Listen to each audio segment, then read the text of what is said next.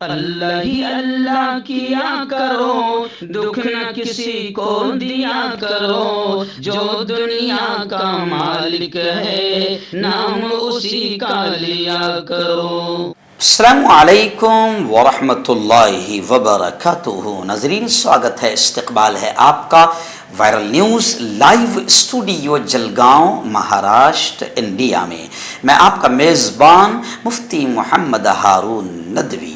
آئیے آج prime news میں بات کرتے ہیں کہ اب RSS پر بھی سوال اٹھنے لگے ہیں اور اب لوگ کہنے لگے ہیں کہ اگر PFI پر پابندی لگ رہی ہے جس پر آج تک کوئی الزام ثابت نہیں ہوا ہے، آج تک کوئی الزام ثابت نہیں ہوا ہے، ایسی تنظیم پر اگر 5 سال کے لیے پابندی لگ رہی ہے تو پھر ایک ایسی سنگھٹن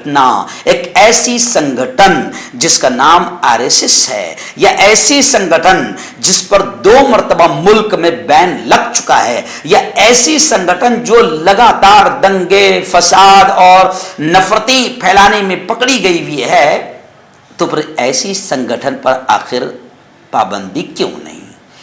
چلیے، اگر کوئی مسلم نیتا کہے تو تھوڑا سا وبال ہو سکتا ہے، لیکن اب میں آپ کو بتاؤں کہ یہ بات کہ پہلے RSS پر پابندی لگائی جائے، پہلے RSS پر پابندی لگائی جائے، یہ بات لالو پرساد یادو نے کہا ہے۔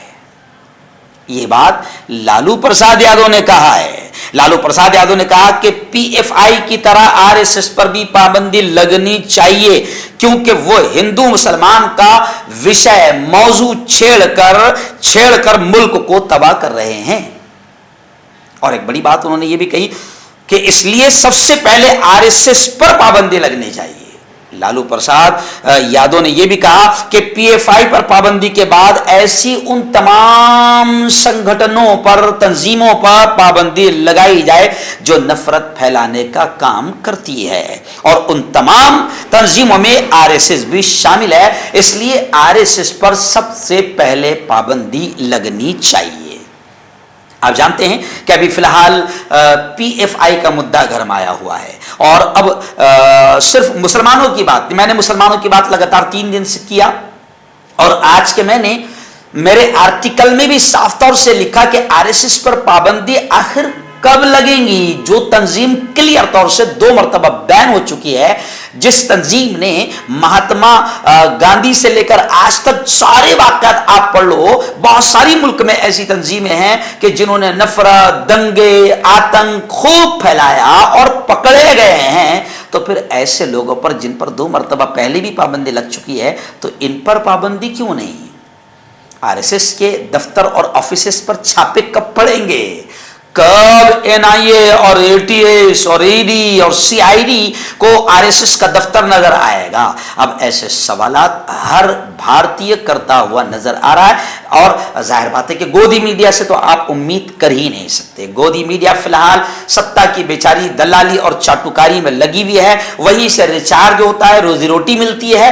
ہم تو یہ کہہ رہے ہیں کہ ملک کی وہ تمام تنظیمیں، جیسے لالو پرساد یادو نے کہا کہ ملک کی وہ تمام تنظیمیں، وہ تمام سنگھٹنائیں جو ملک میں ہندو مسلمانوں میں نفرتیں پھیلاتی ہے، جو ملک میں صرف مندر مسجد ہندو مسلم کرتی رہتی ہے، جو ملک میں دنگے اور فساد میں ہمیشہ ملوث رہتی ہے، جو پکڑی جاتی ہے، جس کے کارکنان کئی مرتبہ پکڑے گئے ہیں، تو آخر ان تنظیموں پر بھی پابندی لگا کر ملک کی سرکشا کو بڑھایا جائے۔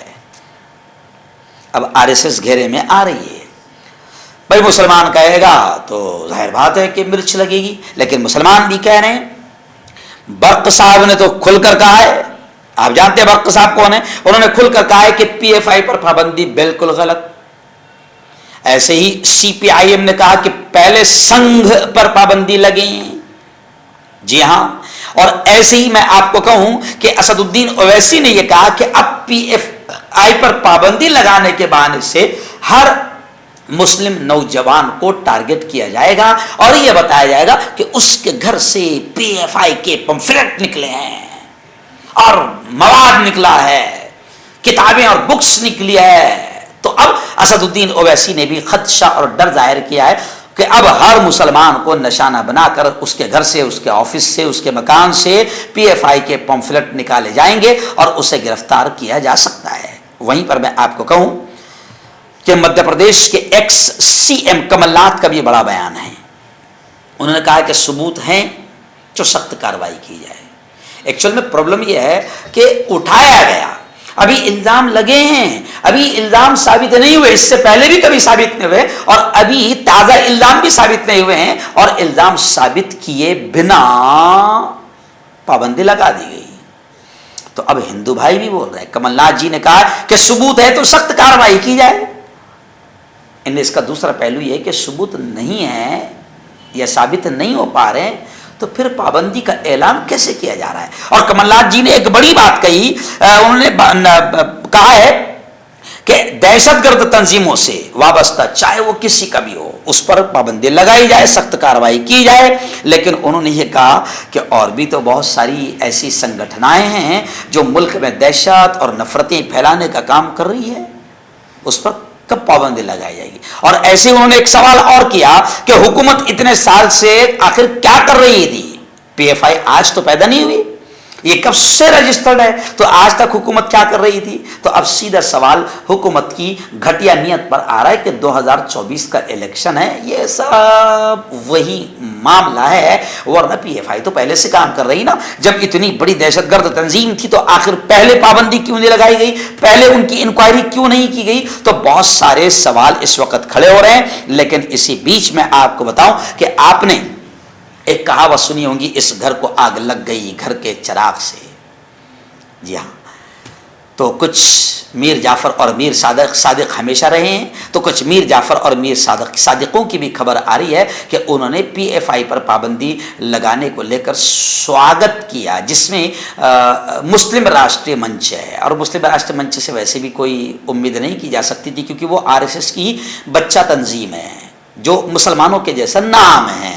اور لوگ اب سوشل میڈیا پر سب سے زیادہ جو کمنٹ کر رہے ہیں اس وقت اردو نیوز میں ایک بڑی خبر میری نگاہوں کے سامنے ہے، اردو نیوز ممبئی میں، کہ صوفی تنظیمیں اور درگاہ اجمیر شریف کے سجادہ نشین نے بھی باقاعدہ پی ایف آئی پر بین لگانے پر خوشیوں کا اظہار کیا اور حکومت کے اس فیصلے کا سواگت کیا۔ اب یہ ساری خبریں تھیں جو میں نے آپ کے سامنے رکھا۔ اب آپ بھی پڑھے لکھے ہیں، آپ بھی عقل مند ہے، آپ بھی سمجھ گئے ہیں، اور ہم تو حکومت سے بھی کہہ رہے ہیں کہ حکومت بھی اس بات کو سمجھ لیں کہ اب بھارت اندھ بھکت نہیں رہا، بھارت اب گوبر بھکت نہیں رہا، بھارت کا ہندو بھی باقاعدہ سچائی بول رہا ہے، اور بھارت میں ایسے نان مسلم ہندو بھائیوں کی کمی نہیں ہے جو آپ کے اس فیصلے کو راجنیتک فیصلہ سمجھ رہا ہے اور 2024 کے الیکشن میں فائدہ اٹھانے والا فیصلہ سمجھ رہا ہے۔ خیر، ہم تو یہ کہیں گے کہ بھیا ایمانداری ہی اس ملک کو بچا سکتی ہے، انصاف اور قانون کا دوغلا پن اگر رہے گا تو اس ملک کا امن شانتی ختم ہو جائے گی اور یہ ملک ترقی بھی نہیں کر پائے گا۔ اس لیے اگر حکومت سچی ہے حکومت اگر مکار اور غدار نہیں ہے تو پھر انصاف کے ساتھ میں کام کریں، اور ایسی تمام تنظیمیں جو لوگوں کے سامنے ہیں، جو دنگے فساد نقلی داڑیوں کے ساتھ پکڑے جا چکے ہیں، ایسے تمام تنظیموں پر جلد سے جلد چھاپے مار کر ان پر بین لگایا جائے تاکہ ملک کے ہندو مسلم سب کو سکون ملے کہ بڑی ایماندار حکومت آئی ہے۔ ہربل رائٹ لائے ہے آپ کے لیے مردانہ قوت کا علاج، وہ بھی جڑی بوٹیوں دوارا۔ اس کے علاوہ آپ کے جسم میں کسی جگہ پہ درد ہو، آپ ہم سے دوائیاں حاصل کر سکتے ہیں۔ دیش ودیش میں اسکرین پر دیے گئے نمبر پر کانٹیکٹ کریں۔ دیسی شفا لائے ہیں مرد اور عورتوں کے تمام گپت روگوں کا علاج۔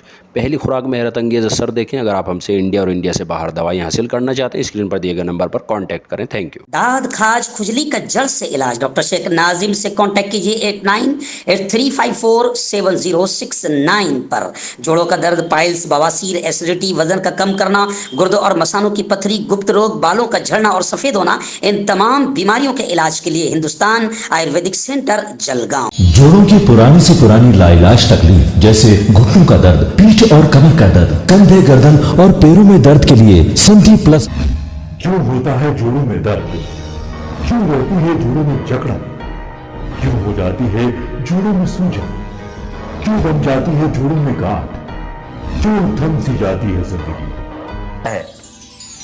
जोड़ों की पुरानी से पुरानी लाइलाज तकलीफ जैसे घुटनों का दर्द, पीठ और कमर का दर्द, कंधे, गर्दन और पैरों में दर्द के लिए संधि प्लस प्लस एक संजीवनी बूटी की तरह है, या यूं कहे कि एक स्थायी इलाज साबित हो चुका है। लाखों लोग इसे अपना चुके हैं और दर्द पर विजय प्राप्त कर चुके हैं। जब हम नियमित रूप से संधि प्लस प्लस से मालिश करते हैं तो त्वचा इसे तुरंत ऑब्जर्व करके जोड़ों के सूक्ष्मतम अवस्था में पहुंचा देती है, जिससे जोड़ों में ब्लड का सर्कुलेशन बढ़ जाता है और जोड़ों के मांसपेशियों में मजबूती आती है। आंतरिक सूजन समाप्त हो जाती है, जिससे दर्द में आराम तो मिलता ही है, साथ ही साथ जोड़ों में नई शक्ति भी आती है। हमारे ये प्रोडक्ट ना कि किसी बाजार में मिलता है और ना ही मेडिकल शॉप पे, इसलिए इसे पाने के लिए अभी स्क्रीन के नंबरों पे कॉल करें और ऑर्डर करें।